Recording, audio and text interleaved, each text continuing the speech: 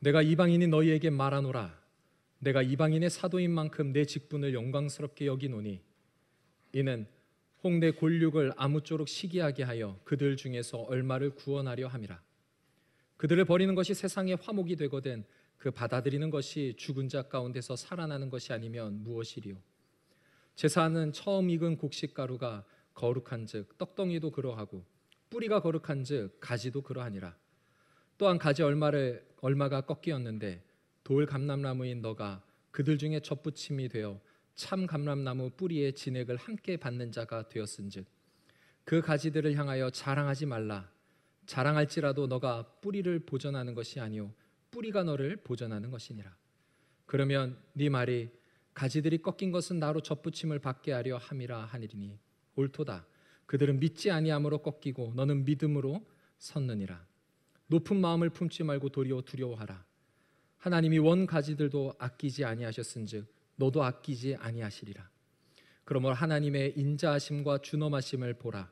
넘어지는 자들에게 준엄하심이 있으니 너희가 만일 하나님의 인자하심에 머물러 있으면 그 인자가 너희에게 있으리라. 그렇지 않으면 너도 찍히는 바 되리라. 그들도 믿지 아니하는데 머무르지 아니하면 접붙임을 받으리니 이는 그들을 접붙이실 능력이 하나님께 있음이라. 너가 원 돌 감람나무의 찍힘에서 찍힘을 받고 본성을 거슬러 좋은 감람나무의 접붙임을 받았으니 원 가지인 이 사람들이야 얼마나 더 자기 감람나무의 접붙이심을 받으랴. 아멘. 로마서 11장 13절 이하의 말씀을 중심으로 이방인들에게 주는 교훈, 그런 제목의 말씀을 선포하겠습니다. 로마 교회는 이방 지역에 세워진 교회이기 때문에 유대인보다는 이방인들이 더 많았습니다. 로마서 8장까지 믿음으로 얻는 구원의 교리를 힘있게 선포한 후에 로마서 9장, 10장, 11장 많은 지면에 걸쳐 유대인에 대한 이야기를 이어갈 때 이방인들, 그리스도인들은 좀 집중력을 잃을 것 같아요. 우리도 남의 얘기를 계속 듣고 나면 별로 잘 따라가지 못하고 우리 얘기를 할 때 우리가 힘을 얻게 되는데 이방인들도 유대인 얘기를 너무 길게 하니까 조금 지치지 않을까 그런 생각을 합니다. 그런데 오늘 이 본문 말씀에서 왜 유대인의 얘기를 길게 했는지를 우리는 발견하게 되고 이 속에서 몇 가지 교훈을 얻게 됩니다. 첫 번째 얻는 교훈은 사도가 이방인의 사도지만 이방인을 위한 사도지만 유대인 얼마를 구원하는 데 여전히 관심을 갖고 있었다는 사실입니다. 13절에 이방인의 사도된 직분을 영광스럽게 여긴다고 말했습니다. 이방인의 사도가 됐다면 이방인에게 집중을 하고 유대인들은 조금 신경을 덜 써야 돼요. 그런데 이방인에게 복음을 잘 전해서 유대인들이 시기심이 나서 얼마의 사람들, 몇 사람이라도 하나님께로 돌아오는 그 일이 이루어지기를 원한다는 이야기를 14절에 적어놓고 있습니다. 여전히 그는 이방인의 사도였으나 유대인의 구원을 원했어요. 바울은 유대인에게 상처를 입어 이방인의 사도가 된 게 아닙니다. 예수님께서 그를 처음 찾아와서 이방인을 위해서 보낸다고 말씀을 하셔서 이방인의 사도가 되었습니다. 그러면 이방인의 사도로서 이방인에게나 집중하지 유대인 얘기를 왜 자꾸 하느냐 그런 생각을 갖게 되는데 사도는 여전히 유대인의 구원을 간절히 열망했던 것을 우리는 발견하게 됩니다. 저는 오래전에 에스라 청년부 학생들과 6년 동안 함께 사역을 한 적이 있습니다. 선임 목사님이신 박범정 목사님께서 면목동 쪽에 있는 교회로 담임 목사로 부임을 하시고 저는 다니엘 청년부를 맡게 되었습니다. 저는 에스라 청년부 학생들에게 우리 아이들보다 사실 너희가 더 좋다 이런 얘기를 한 적이 있을 정도로 청년들을 좋아했습니다. 그런데 제가 다니엘 청년부를 가도 어린 청년들이 잘 되기를 원하는 마음이 제 안에 계속된 것을 보았습니다. 알고 보면 다니엘 청년부원들은 모두 에스라에서 올라온 학생들이에요. 그러니까 에스라 다니엘이 따로 없고 옥인교회 청년부로서 모두가 한 형제요 자매인데 제가 맡은 부서이기 때문에 나는 그들에게만 집중하겠다 하는 것이 그렇게 좋은 태도가 아니라는 말씀입니다. 바울은 여러 교회를 개척하고 그 교회를 떠나간 다음에 편지를 보냈죠. 고린도 교회에 편지를 보낼 때 내가 너희를 위하여 항상 하나님께 감사한다. 빌립보 교회들을 향해서는 간구할 때마다 너희 무리를 위하여 기쁨으로 항상 기도한다.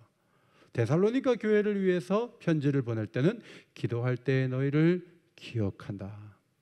방언 기도를 3시간씩 하지 못해도 바울 같은 경우에는 수많은 교회와 성도들을 위해 기도함으로 그의 기도 시간이 얼마나 길었을까 그런 생각을 하게 됩니다.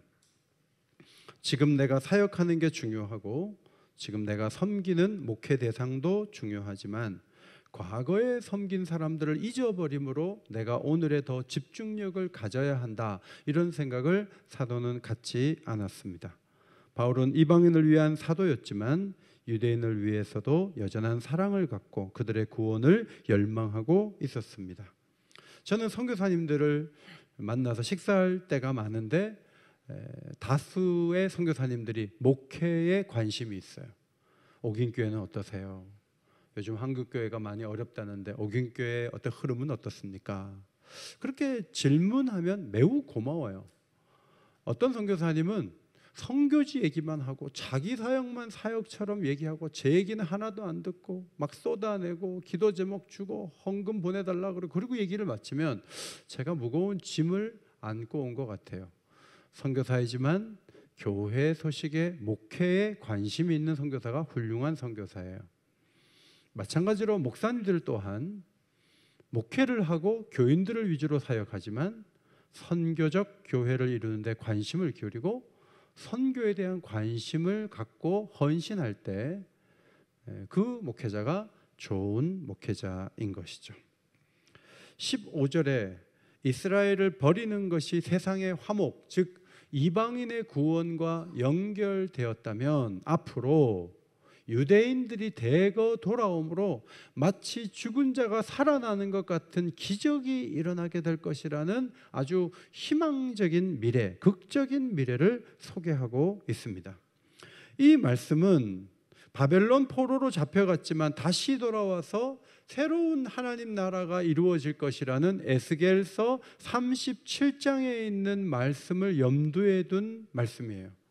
에스겔이 골짜기에서 마른 뼈가 있는 걸 봤어요. 그런데 근육이 덮이고 살이 붙어지고 그 사람들이 일어나서 군대가 되는 환상을 봤어요.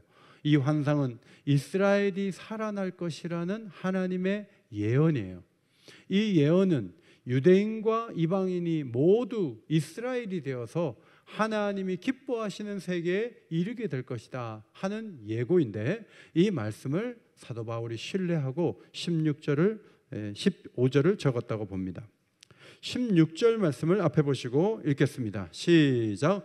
제사는 처음 익은 곡식가루가 거룩한즉 떡덩이도 그러하고 뿌리가 거룩한즉 가지도 그러하니라.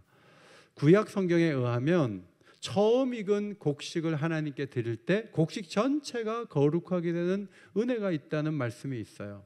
다 드리면 그럼 백성들 뭘 먹어요? 그러니까 일부를 드리지만 일부를 드린 것을 전체를 거룩한 것으로 하나님이 보신다는 거죠. 우리가 주일 예배를 주일만 드리지만 월화수목금토 6일이 다 거룩해지는 거예요. 10분의 1만 구별해서 드리지만 우리가 사용할 수 있는 모든 재원들이 하나님께서 주시는 것이고 그 전체가 거룩한 거예요. 그런 원리를 따라서 일부 유대인들이 예수를 믿었어요. 그러면 유대인 전체가 거룩하게 되어 주께로 돌아오지 않겠는가? 그렇게 구약 성경을 적용하고 있어요. 뿌리가 거룩하다 했을 때 여러 가지 해석이 있지만 저는 가장 좋은 해석이 이 뿌리는 예수 그리스도라고 해석하는 그 해석이 좋아요. 뿌리가 거룩한즉, 예수님이 거룩한즉, 그분이 이새의 싹에서 나오셨잖아요. 그래서 유대인 모두도 거룩하게 될 것이라는 미래 전망을 우리는 볼 수가 있습니다.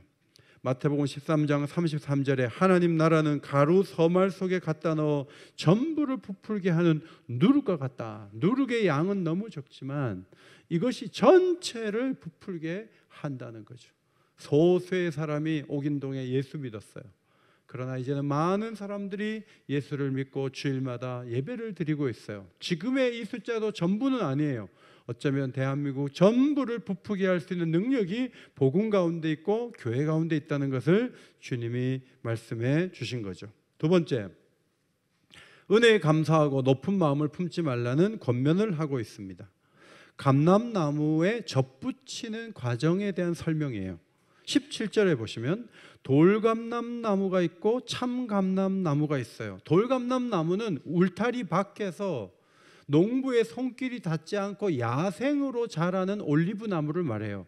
그 나무는 열매가 별로 없어요. 우리도 보면은 가끔 그 산에 배가 있어요. 배나무가 있고 사과나무가 있어요. 농부들이 아무런 거름도 안 주고 그냥 쳐내버려요. 그러면 그 사과나무와 배나무는 그냥 돌배예요. 그냥 돌사과예요. 아주 과일이 작고 볼품이 없어요. 그러나 거름을 주고 울타리를 하고 손으로 가꾸면서 자란 사과나무와 배나무는 많은 큰 열매를 맺는 거예요. 올리브도 마찬가지예요. 돌감람나무는 울타리 밖에 있는 이방인을 말해요. 참 감람나무, 참 올리브 나무는 유대인을 의미하는 거예요. 그런데 이 참 감람나무 가운데 한 가지 얼마가 꺾였다는 거예요. 복음을 버림으로 하나님께서 맺고자 하는 열매를 그들에게서 맺을 수가 없는 상태를 보시고 농부신 하나님이 꺾으시더니 야생 감람나무 가지를 꺾어다가 거기다가 접을 붙이는 거예요.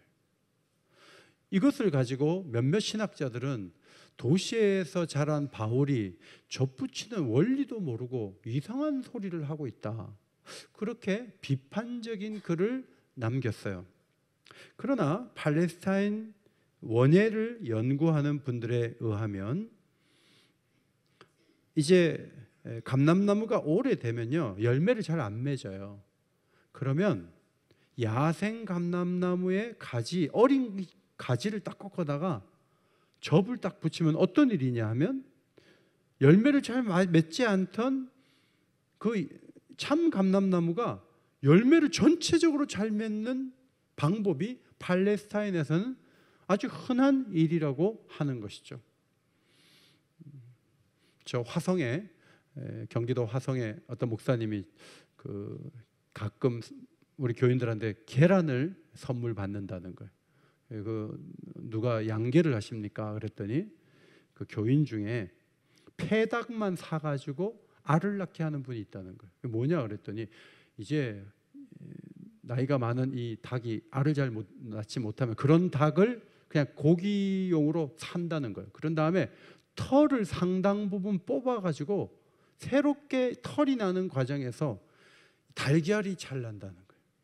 그리고 양계를 하는데 우리가 모르는 그런 일들이 있는 것처럼 원예의 방법에서도 열매를 별로 맺지 않는 감람나무를 살리는 방법 가운데 하나가 야생에서 가지를 꺾어다가 그것을 접을 붙여가지고 시들시들한 이 나무를 살아나게 하면서 야생 가지에서 열매를 맺는 그런 일들을 이방인들이 예수를 믿어서 하나님의 구원을 맛보는 여기에 접목을 해서 설명을 한 것은 매우 적절하고 탁월한 설명이다. 그렇게 볼 수가 있습니다. 이 설명을 하는 이유가 무엇인가 하면 두 가지를 말하기 위해서요. 이방인 그리스도인들에게 말하는 거예요. 18절 자랑하지 말라. 따라합시다. 자랑하지 말라. 야생 감람나무 가지에서 열매를 맺게 된 것은 뿌리에서 진액이 올라왔기 때문이에요. 가지가 뿌리를 보존하는 것이 아니라 뿌리에서 진액이 올라와서 야생 가지지만 열매를 맺게 된 것이죠. 그러므로 가지의 입장에서 야생에서 온 그 가지의 입장에서 열매를 맺은 것만 말하지 말고 나는 원래 열매를 맺지 못하는 가지였는데 뿌리 덕분에 진액을 공급받아서 열매를 맺게 되었으니 농부의 손길을 찬양할 뿐이야 라고 얘기해야 되는데 이 가지가 뭘 보냐 하면 꺾여진 가지를 보면서 왜 못 믿어? 왜 안 믿어? 왜 하나님께 복을 못 받아? 하면서 우리는 그래도 믿어가지고 잘된 케이스 아니야? 하면서 자기가 잘 돼서 열매를 맺은 것처럼 앞으로 나가는 그 자랑질에 대해서 하지 말라는 거예요. 그것이 매우 위험하다 하는 거예요. 20절에서는 높은 마음을 품지 말고 도리어 두려워하라.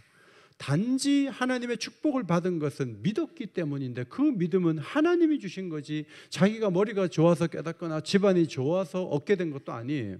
하나님의 전적인 은혜예요. 그러므로 그 은혜를 받은 자로서 높은 마음을 품지 말고 도리어 두려워하라는 거죠. 죄가 뭐예요? 자기 중심으로만 생각하는 거예요. 자기 입장에서만 말하는 거예요. 하나님 중심으로, 교회 중심으로, 말씀 중심으로 돌아서는 것이 그 죄를 이기는 방법이에요. 유대인들이 복음을 거부한 이유가 뭐예요? 높은 마음을 품었기 때문에 그래요. 우리는 달라. 우리만 구원받아. 이방인들은 지옥이 있을 때 화목으로 써야 돼. 이방인들은 소용없어 라고 생각을 했어요. 그들은 교만하여 잘못을 범한 거예요. 로마서 2장에서 바울은 기록하기를 하나님을 자랑하며 율법을 자랑하는 내가 율법을 범함으로 하나님을 욕되게 하느냐. 지식이 있고 성전이 있고 율법을 가지고 있고 하나님의 백성이라고 자랑을 하면서도 사람들이 보지 않는 앞에서는 율법을 지키지 않아요. 율법을 막 범하는 거예요. 도둑질도 해요. 그리고 하나님을 욕되게 하는 길을 걸어가다가 하나님이 내치신 거예요. 그리고 이방인들을 불러서 구원의 대열에 세워주신 거죠. 그러므로 이방인 그리스도인들이 유대인 얘기라고 해서 긴장하지 않고 아유 남의 얘기네 우리 얘기가 아니네 하고 마음을 닫고 9장 10장 11장을 들으면 안 되죠. 이 얘기를 왜 하는 거예요? 이방인들에게 필요한 교훈이 유대인에게 있기 때문이죠. 뭘 하라는 거예요? 빌립보서 2장 12절 말씀이에요. 앞에 보시고 읽겠습니다. 시작. 그러므로 나의 형제 자들아 너희가 나 있을 때뿐 아니라 더욱 지금 나 없을 때에도 항상 복종하여 두렵고 떨림으로 너희 구원을 이루라. 바울이 있을 때 너무너무 잘했어요. 그런데 아무래도 개척한 사도가 없을 때는 느슨해질 수 있어요. 그러지 말라는 거예요.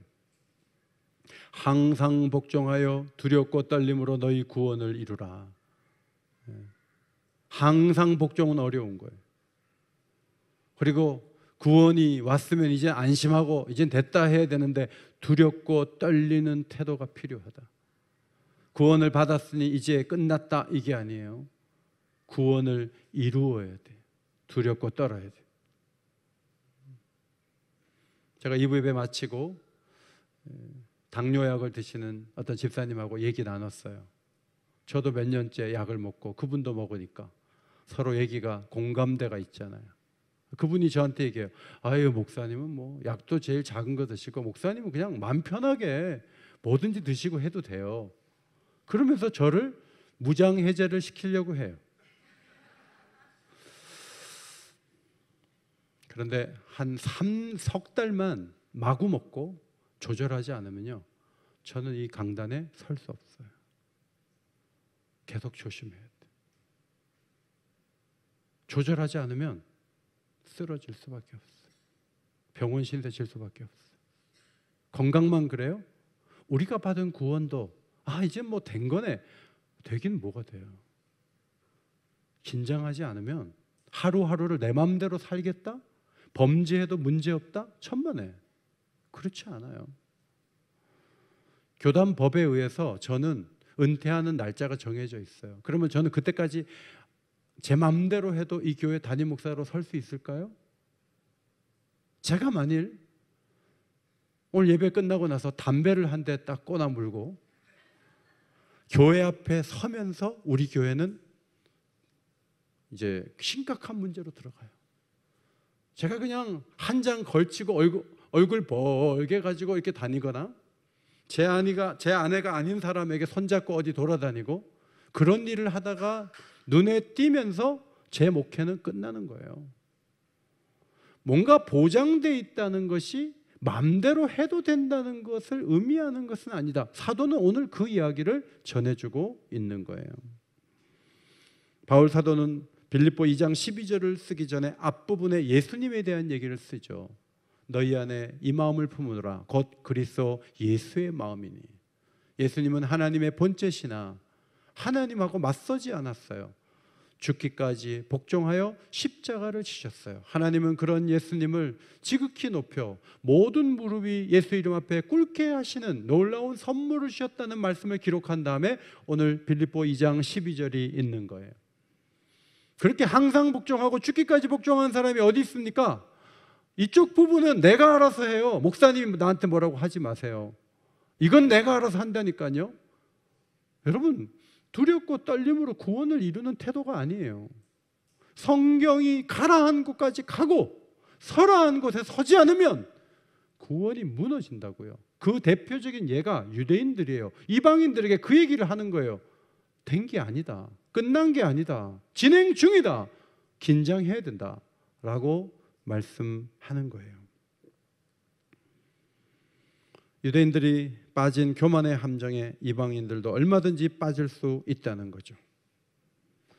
착각하면 안 되는 거는 저 사람은 계속 복음을 안 듣는 걸로 봐서 영원히 낙인 찍혔어 이렇게 말하면 안 돼요. 그 다음 나는 예수를 믿는데 나는 뭐 코로나 기간에도 얼마나 내가 교회를 사랑했는데 나는 이렇게 쭉 가는 거야. 나는 내가 봐도 대단해. 여러분 이게 굉장히 위험한 생각이에요. 로마서는 하나님의 약속은 변치 않고 하나님의 구원은 확실하다는 것을 전해주는 가장 강력한 말씀이지만 9장, 10장, 11장을 보면 이 말씀의 이 기록에서 바울이 말하는 바가 뭐예요? 긴장해야 된다는 거예요. 아직 끝이 안 났다는 거예요. 지금까지 잘해왔으니까 앞으로는 그냥 잘한다. 그런 건 없다는 거예요. 하루하루 잘 살지 않으면 하나님이 주시려는 구원을 받지 못할 수도 있다. 그 얘기를 하는 거예요. 여러분 우리가 출애굽기, 신명기, 민수기를 통해 뭘 배워요? 60만 명 나왔는데 2명 들어갔다는 거예요. 범죄하고서도 회개하지 않고서 끝까지 잘 갈 수 있다. 천만의 말씀이에요. 아무도 안 본다. 하나님이 보고 계세요. 죄를 지을 기회가 와요. 그때 죄의 손을 잡아요. 그날이 끝날이 될 수도 있는 거예요. 무섭게 죄를 다뤄야 돼요. 그러므로 높은 마음을 품지 말고 도리어 두려워하라. 앞부분에서는 흔들릴 필요가 없다. 구원은 확실하다. 삼위 하나님이 우리를 위하시는데 누가 하나님의 사랑에서 끊으리오? 그리고 나서 9장을 시작하는 거예요.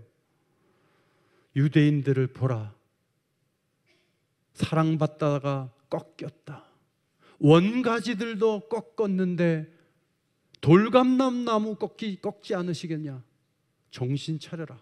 이렇게 확고하게 전하고 있어요. 이것이 로마서의 메시지예요. 그러므로 8장에서 끝나면 안 돼요. 11장까지 읽어야 돼요. 8장에서 끝나면 방심하는 성도들을 만들 수 있어요. 그런데 11장에 오면 조심할 수 있는 거죠. 조심해야 된다는 것을 배우게 돼요. 그러면 어떻게 이방인들이 꺾이지 않을 수 있는가?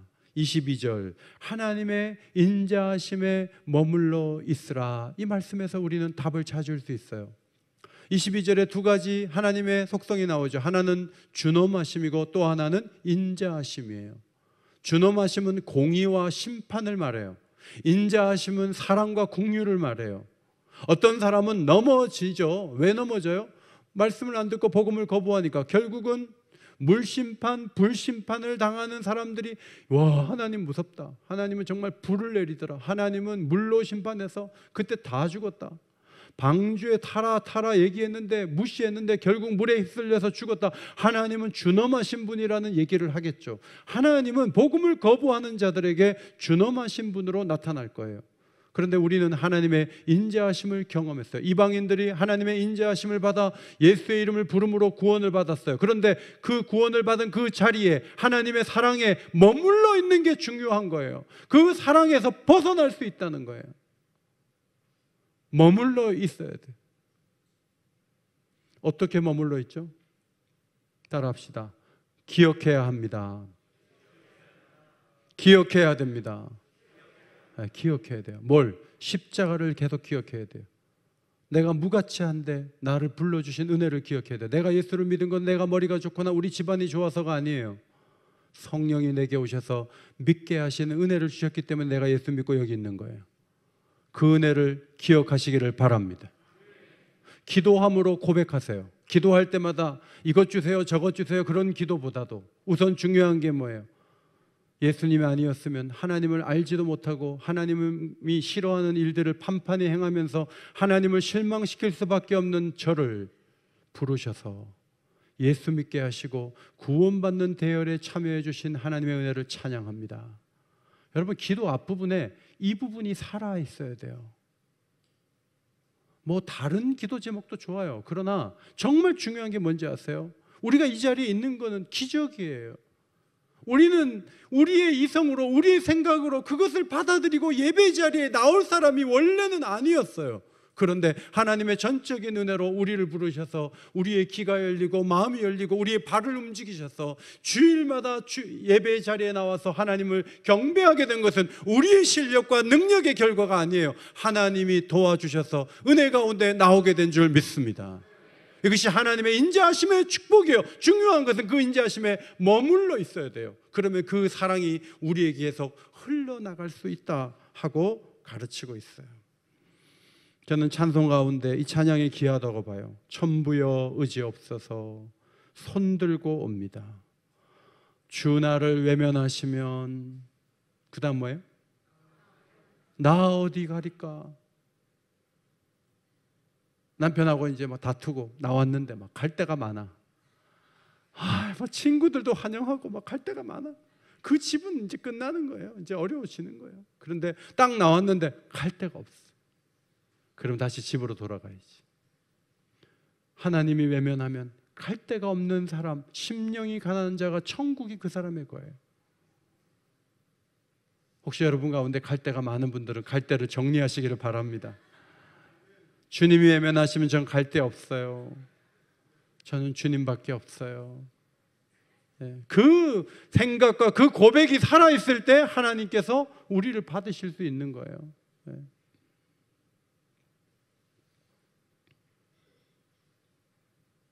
교육자님에게 올해까지 하고 그만두세요. 그리고 이제 밖으로 딴 교회 알아보세요. 그때 뭐 내가 교회 뭐 여기밖에 없는 줄 알아? 내가 그럼 알아보죠. 알겠습니다. 그리고 가가지고 딴 데 원선으로 갈 수도 있어요. 근데 정말 멋있는 목사님이 누구냐면 다음날 목양실 노크를 하면서 들어와서 저를 박대하시면 저는 갈 데가 없어요.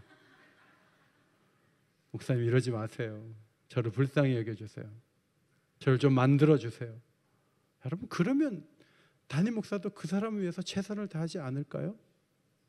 많은 경우에는 자꾸 나가니까 못 가게 하느라고 좀 옥인교회에서 더 사역하면 안 될까요? 지금 맡은 지 1년밖에 안 됐고 지금 나가시면 애들이 너무 혼란을 겪는데 좀 저를 도와주시면 안 될까요? 많은 목사님들이 저는 지금 나가야 됩니다. 가버려요. 그리고 나서 한 몇 달 지나면 저를 또 찾아와요. 뭐라 그러냐면 그래도 목사님 옥인교회가 좋은 교회였더군요. 그래요. 하나님의 사랑이 아니면 나는 갈 데가 없어. 하나님이 외면하면 나는 그때부터 절망이고 나는 실패자고 나는 아무것도 아니야. 하나님이 나를 받아주시니 내가 살아있는 것이고 내가 소망이 있는 거야. 이 고백이 탕자에게 있었던 거죠. 실패자로 왔지만 아버지의 사랑이 그를 받아줬고 그는 아버지 사랑을 기억함으로 가치 있는 하루하루를 보낼 수 있었던 거죠. 사도 바울의 위대함은 예수를 믿은 지 수십 년이 지났고 많은 열매를 맺었음에도 불구하고 아들 같은 디모데에게 죄인 중에 내가 괴순이라. 죄인 중에 내가 괴순이라. 아까 기억하라고 말씀드렸고 기도하라고 말씀드렸어요. 기도 때 고백하라. 그 다음에 우리가 하나님의 사랑으로 십자가의 그 사랑으로 특별히 나를 부르실 이유도 없는데 나를 불러주신 그 은혜에 감격한 그 사실을 복음을 전함으로 고백해야 돼요. 저는 무가치한 사람이요 나는 하나님이 없이는 아무것도 할 수 없는 사람으로 부름받았는데 이 놀라운 은혜를 간증해야 되죠. 그래서 전도할 때 우리는 하나님의 인자하심에 거하는 사람이 될 수 있어요. 또 한 가지는 복음대로 살 기회가 있을 때 복음대로 행동하는 거예요. 손해볼 기회가 있으면 손해봐버리는 거예요. 그러므로 우리가 그리스도인이요 그리스도의 제자인 것을 드러낼 수 있는 거죠. 1954년 연락선 도야마루라는 배가 태풍으로 뒤집혀서 1000명 이상의 승객이 탑승하고 있었는데 1011명이 바다에 빠져 죽었어요. 구명정도 몇 개 없었어요. 그런데 그 배 안에는 2명의 외국인 선교사가 타고 있었어요. 외국인 선교사는 처음에 구명정을 가지고 이제 사람들이 도와주기를 기다리고 있었는데 이 2명이 약속이나 한 듯이 젊은 일본 사람에게 구명정을 주면서 그들은 물속으로 빠져들어갔어요. 빙점에 이 부분과 비슷한 내용이 나와서 작가에게 이게 작가가 지어낸 얘기입니까? 아니면 사실입니까? 미우라 아야코가 이것은 사실입니다. 그 2 선교사 중에 한 사람의 사진이 우리 집에 걸려 있습니다. 그렇게 답을 하는 것이죠. 남에게 자기가 살 수 있는 그것을 줄 수 있을까요? 이 사람들은 태어날 때부터 하나님을 엄청 많이 닮아서 그런 일을 할 수 있었을까요? 아니요. 이들도 시기하고 경쟁하고 남의 칭찬받는 거 좋아하고 우리와 똑같은 사람이 아니었을까요? 그런데 어느 시점에 가서는 예수님이 걸어간 길을 기꺼이 걸어가는 사람이 될 수 있었던 것은 그들의 마음에 세상이 줄 수 없는 하나님의 인자하심, 하나님의 놀라운 사랑이 채워졌기 때문에 가능한 일이었던 것이죠. 우리 성도들도 직장에서 아무도 보지 않는 손해를 기꺼이 보면서 여러분의 삶 속에서 그 사랑을 실천하면서 이웃에게 감동을 주고 그 사랑 안에 거하는 사람으로 살아가게 되기를 예수의 이름으로 축원합니다. 23절 24절 믿음으로 다가오면 다시 접붙임을 받아 원가지인 사람들은 돌감람나무 가지보다는 더 많은 열매를 맺을 수 있도록 할 수 있는 능력이 하나님께 있다고 설명하고 있습니다. 올리브 나무를 재배하는 농부는 그 누구도 잘라놓은 가지를 접붙이지 않아요. 그건 끝난 거니까. 그러나 능력이 많으신 긍휼의 하나님은 유대인들이 믿음으로 돌아올 때 이방인들도 그 정도의 열매를 맺었다면 유대인들에게는 훨씬 더 놀라운 열매를 맺게 하실 하나님이다 하고 유대인의 미래를 아주 아름답게 전망해 주신 거예요. 지금 코로나로 인해서 교회를 안 나온 분들이 계세요. 아, 원래는 안 믿었구나 그러지 마시고 그분들이 다시 돌아오게 될 때는 놀라운 열매를 맺게 하실 분이 하나님이다. 이런 믿음을 가지고 기도해주고 하나님의 역사를 이렇게 긍정적으로 보는 안목을 배우고 하나님께 영광을 올려드리는 주의 백성들 되시기를 간절히 소원합니다. 이방인들에게 주는 교훈 3가지를 다시 정리합니다. 첫째로 하나님 나라 전체를 향한 사랑을 가지세요.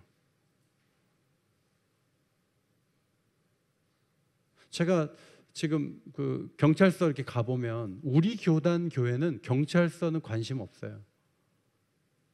전부 감리교회와 기장측 교회들이 구청도 좀 들락거리고 경찰서도 가서 경목님들도 지지해주고 그래요. 우리는 교단적으로 신학적으로 우리 교회에만 너무 집중하는 경향이 있어요. 물론 이번에 선교지에 가서 우리의 기도의 폭이 좀 더 넓어졌지만 세상을 향한 관심과 사랑, 그들이 돌아오는 것에 대해서 좀 마음을 돌릴 필요가 있어요. 저도 그래요. 저도 한 달 이상 선주를 받거든요. 우리 손녀딸을 계속 올려놓는데 일부 예배 때 설교를 하고 내가 계속 우리 식구들만 올려놓고 있더라고요. 그래서 제가 우리 집사님 아들 하나를 여기 카페 앞에서 찍어서 제가 올렸거든요. 제가 그렇게 이제 2부 예배 때 얘기를 했더니 그 엄마가 그걸 보고 너무너무 기뻐하는 것 같아요. 그렇죠. 여러분도 여러분 카톡에 가끔 한 번씩은 남의 어머니도 좀 올려놓고 남의 자식도 좀 올려놓고 다른 나라 어린이도 올려놓고, 우리 김승균 장로님 보면 그 수년 동안 캄보디아의 아이가 얼굴 올려놓더라고요. 진정한 사랑이에요. 나를 좀 넘어서고 가족을 좀 넘어서고 교회를 좀 넘어서고 국가를 좀 넘어서서 넓은 사랑을 하는 이 사도의 정신을 우리가 본받아야 된다는 거예요. 두 번째, 구원은 전적인 은혜이고 끝까지 높은 마음을 품지 않아야 돼요. 어제 면접을 보셨어요. 우리 피택 장로님들이. 외석 목사님들이 얘기하는 게 뭐예요? 처음하고 시간이 지난 다음하고 다르다는 거예요. 처음에 장로가 됐을 때는 정말 겸손하게 하다가 5년, 7년, 10년이 지나면서 굉장히 버거운 사람이 되는 경우가 많아요. 그런데 장로님들만 그래요?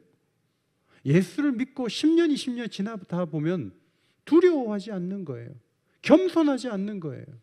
그냥 이젠 됐다는 거예요. 되긴 뭐가 돼요? 끝까지 두려워하며 하나님 주신 구원을 이루는 주의 백성들이 되시기를 주의 이름으로 축원합니다. 세 번째로, 하나님 인자하심에 계속 머물러 있으라는 것. 하나님 사랑이 없으면 우리는 예민한 사람이 되고 우리는 과격한 사람이 되고 우리는 하나님의 준원하심을 경험할 수 있는 그런 심판의 대상이 될 수밖에 없어요. 하나님의 사랑이 부어질 때만 우리는 따뜻할 수 있고 우리는 하나님께 정상적으로 반응할 수 있고 하나님을 높일 수 있어요. 그러므로 우리가 정말 구해야 될 게 뭐예요? 하나님의 사랑이에요. 그 사랑이 우리에게 흘러 넘치게 하여 주옵소서. 그런 믿음의 기도를 가지고 끝까지 달려가게 되시기를 예수의 이름으로 축원합니다. 하나님 고맙습니다. 믿었던 이들은 넘어졌고 새로 믿은 이들이 서게 되었습니다. 뒤늦게 부름 받았지만 그것이 자신의 공로고 자신이 잘한 것 때문에 부름 받았다고 착각한다면 그들도 꺾일 수 있다는 경고를 보내주셨습니다. 주님, 기도를 하든 대화를 하든 은혜로 됐다고 고백할 수 있는 저희 모두가 되게 하여 주옵소서.